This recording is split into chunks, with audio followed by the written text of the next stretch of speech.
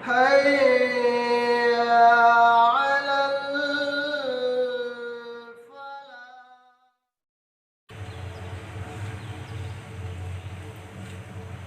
بسم الله والصلاة والسلام على رسول الله وبعد. أعوذ بالله السميع العليم من الشيطان اللعين الرجيم من همزه ونفثه ونفثه. بسم الله الرحمن الرحيم.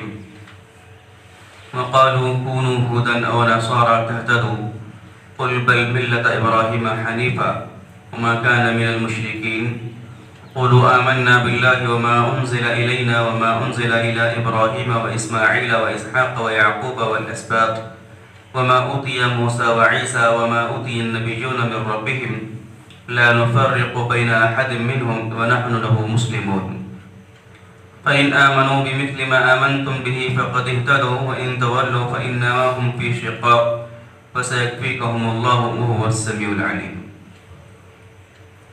پچھلی آیتوں کے اندر اللہ رب العالمین نے حضرت ابراہیم علیہ السلام اور حضرت یعقوب علیہ السلام کی وصیتوں کا ذکر فرمایا کہ انہوں نے اپنی وفات سے پہلے اپنی اولاد سے یہ عہد و یہ پیمان لیا کہ تم اللہ رب العالمین کی ہی عبادت کرنا، اللہ کے ساتھ کسی کو شریک نہیں کرنا.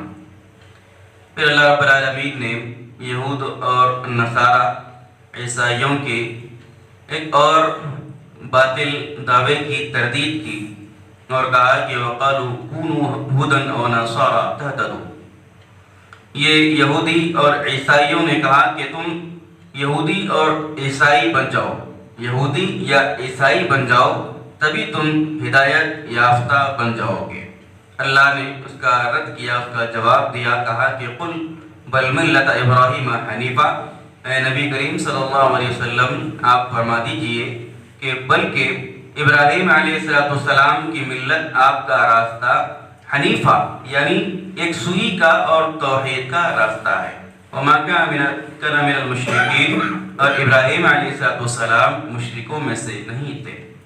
یہاں پر یہود اور نصارہ کا ایک باطل دعویٰ اللہ نے ذکر کیا.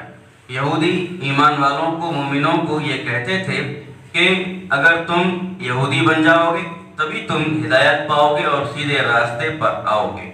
یعنی مسلمانوں کو اسلام کا راستہ چھوڑ کر یہودیت کی وہ دعوت دیا کرتے تھے اور یہ بتلاتے تھے کہ حقیقت میں ہدایت یہودیت کے اندر ہے.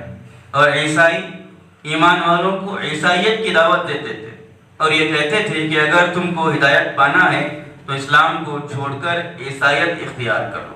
اللہ نے کہا، اور دونوں مل کے یہی دعویٰ کرتے تھے کہ حضرت ابراہیم علیہ السلام یہودی تھے. یہودی کہتے تھے کہ حضرت ابراہیم یہودی تھے اور عیسائیوں کا دعویٰ تھا کہ ابراہیم علیہ السلام عیسائی تھے. اللہ نے ان دونوں باطل ادیان کے باطل دعووں کی تردید کی اور کہا کہ قل بل ملت ابراہیم حنیفہ.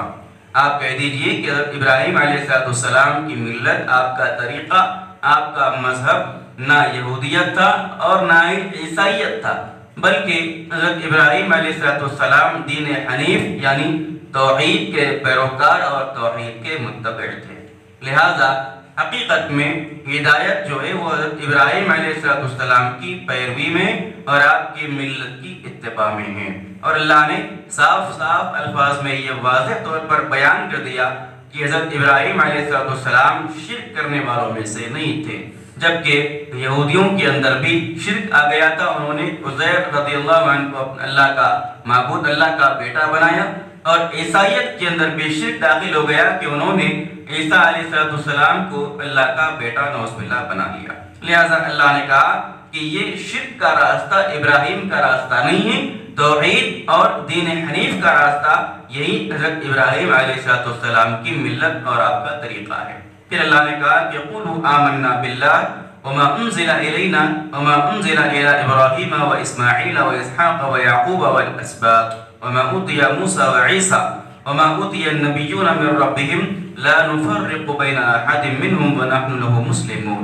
پھر اللہ تعالیٰ نے ایمان والوں سے خطاب کیا اور یہ کہا کہ اے ایمان والوں، تم یہ کہو، تم یہودیوں اور عیسائیوں کے اس دعوے کے بدلے میں تم یہ کہو کہ ہم اللہ پر ایمان لائے اور وہ جو کچھ بھی ہماری طرف نازل کیا گیا اور جو ابراہیم علیہ السلام پر اتارا گیا، جو اسماعیل پر اتارا گیا، جو اسحاق اور یعقوب اور ان کی اولاد پر اتارا گیا، اور جو کچھ موسیٰ اور عیسیٰ علیہ السلام کو اور دیگر نبیوں کو اللہ کی جانب سے جو کچھ چیزیں نازل کی گئی، ہم اس پر ایمان لائے۔ یعنی یہودیت اور عیسائیت پر ہم ایمان نہیں لائے، بلکہ اللہ کی ذات پر اور اللہ نے جتنے نبی اور رسول بھیجے ان تمام نبیوں اور رسولوں پر ہم ایمان لائے، اور جتنے نبی اور رسولوں کو اللہ نے آسمانی کتابیں نازل کی ان تمام کتابوں پر ہم ایمان لائے۔ اللہ نے یہ اقرار کرنے کا ایمان والوں کو حکم دیا، اور آخر میں کہا کہ لا نفرق بین احد منہم، اور ہم ان نبیوں میں سے کسی کے درمیان کوئی تفریق نہیں کرتے۔ اللہ نے یہ بات واضح کی کہ ہم ایمان والوں تم یہ کہو کہ ہم ان نبیوں اور رسولوں کے درمیان کسی کو فرق، کسی کے درمیان تفریق ہم نہیں کرتے۔ یعنی ہم ابراہیم علیہ السلام کو مان کر یعقوب علیہ السلام کا انکار کرنا ایسا ہم نہیں کرتے، یا موسیٰ علیہ السلام کو مان کر عیسیٰ کا انکار کرنا ایسے ہم نہیں کرتے، اور ان تمام نبیوں کے درمیان کسی قسم کا افتراق اور تفریق بھی ہم نہیں کرتے، اور ہم تمام انبیاء پر ایمان لے کر آتے ہیں۔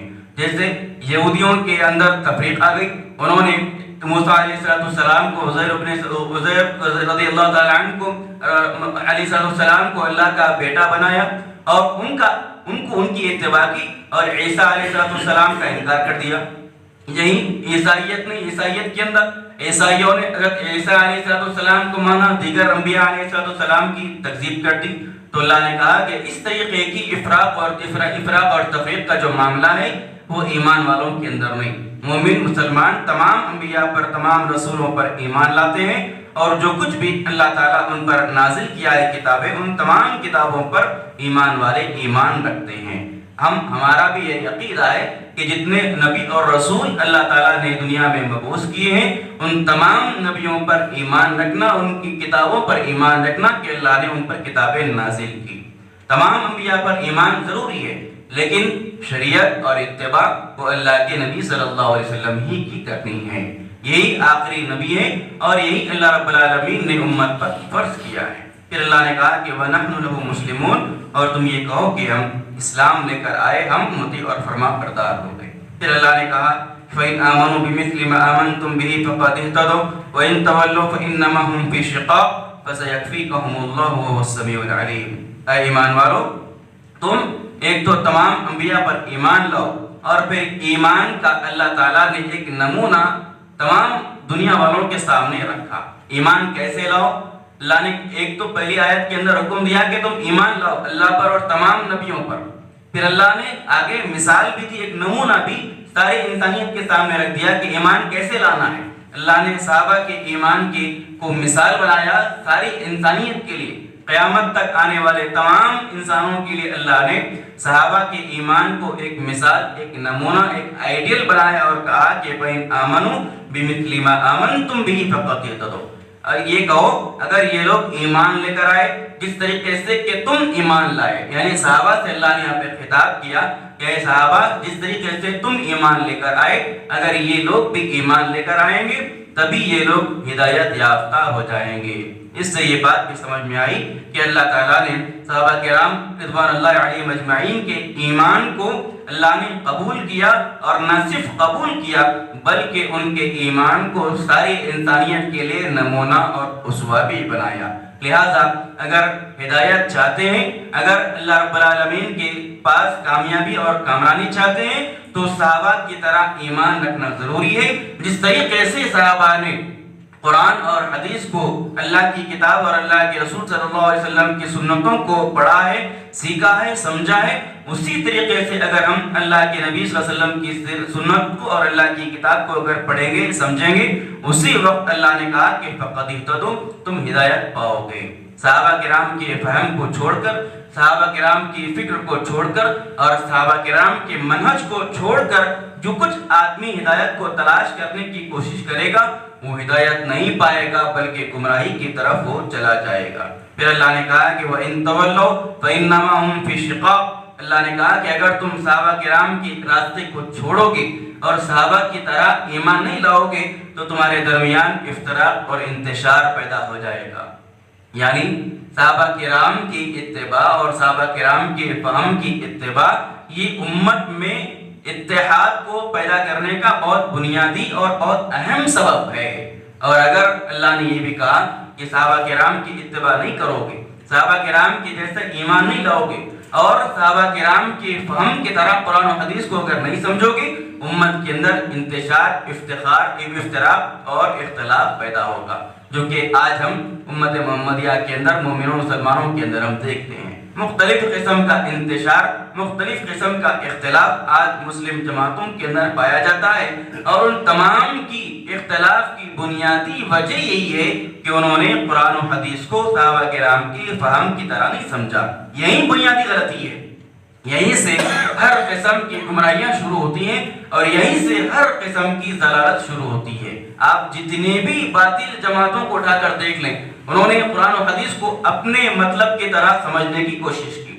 جو بھی انہوں نے استدلال کیا قرآن و حدیث سے، انہوں نے صحابہ کے فہم کو چھوڑ کر، صحابہ کی نہج کو چھوڑ کر، صحابہ کے منہج کو چھوڑ کر اپنے طور سے قرآن کی توجیہ کرنے کی کوشش کی، اور اپنے طور سے انہوں نے اللہ کے رسول صلی اللہ علیہ وسلم کی احادیث کو سمجھنے کی کوشش کی۔ نتیجے میں گمراہ ہوئے اور لوگوں کی بھی گمراہی کا سبب بنے۔ لہٰذا اللہ نے کہا کہ صحابہ کرام کی منہج پر چلنا اور صحابہ کرام کی طرح قرآن و حدیث کو سمجھنا یہ امت کے اتحاد کا سبب ہے، اور صحابہ کرام کے منہج کو چھوڑنا امت میں اختلاف اور انتشار کا سبب ہے۔ پھر اللہ نے کہا کہ فَسَيَكْفِيكَهُمُ اللَّهُ، اللہ تعالیٰ یقیناً تم لوگوں کے لیے کافی ہو جائے گا۔ یعنی ایمان والوں کو اللہ نے یہاں پر تسلی دی کہ اگر یہ کفار اور مشرکین اور یہ یہودی اور عیسائی اللہ پر ایمان نہیں لاتے، صحابہ کرام کی طرح اگر یہ لوگ ایمان نہیں رکھتے، تو ان کے ایمان کی کوئی ضرورت بھی نہیں ہے۔ اللہ تعالیٰ مومنوں کے لیے کافی ہو جائے گا۔ یعنی کفار اور مشرکین کے شر سے بچانے کے لیے، یہود اور عیسائیوں کے شر سے ایمان والوں کو بچانے کے لیے اللہ رب العالمین کافی ہو جائے گا۔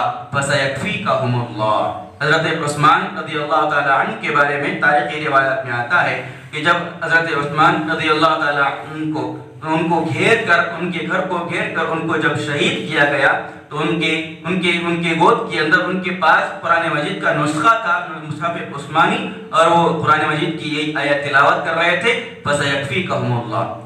حملہ کرنے والوں نے ان پر حملہ کیا اور ان کو شہید کر دیا، اور جب ان کو شہید کیا گیا تو ان کے خون کا جو فوارہ تھا وہ اڑ کر مصحف کے اوپر، قرآن کے اوپر، اسی آیت پر ان کا خون اچھل کے یہاں پر گر گیا، فَسَيَكْفِيكَهُمُ اللَّهُ کے اوپر۔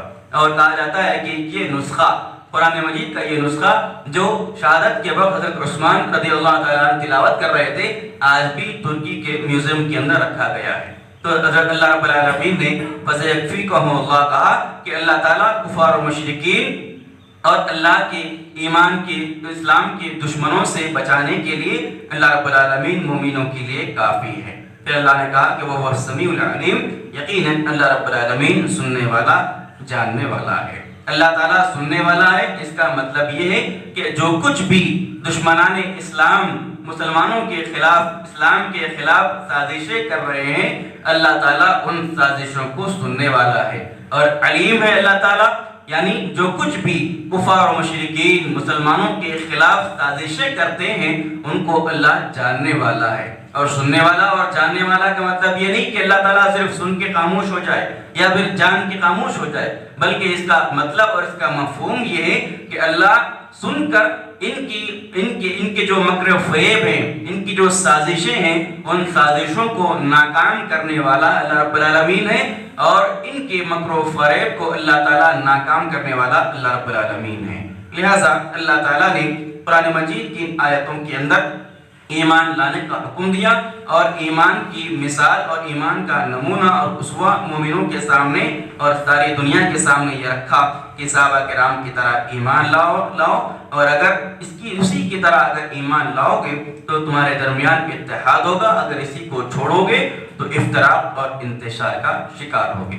اللہ رب العالمین سے دعا ہے رب العالمین ہم تمام کو قرآن مجید کی آیات کو پڑھنے، سیکھنے، سمجھنے، اس پر غور و فکر اور عمل کی توفیق عطا فرمائے، آمین۔ سبحانک اللہم و بحمدک، اشہد ان لا الہ الا انت، استغفرک و اتوب الیک۔